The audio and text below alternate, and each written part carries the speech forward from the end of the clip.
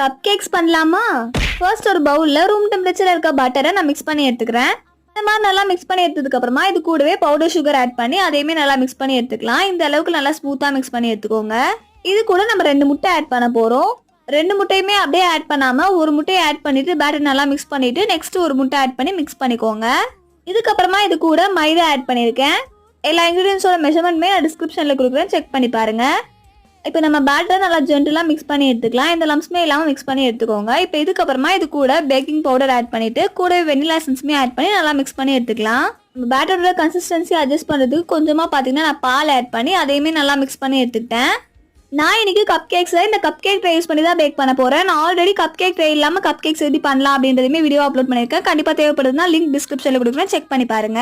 இந்த மாதிரி different flavour cup cakes ஒரே பேட்டர்ல எப்படி பண்ணணும் நீங்களும் தெரிஞ்சுக்கணும்னா கமெண்ட்ல கப் கேக் ட்ரை பண்ணுங்க. சோ அவ்வளவுதான், நெக்ஸ்ட் வீடியோல பார்க்கலாம். டாடா, பை பை.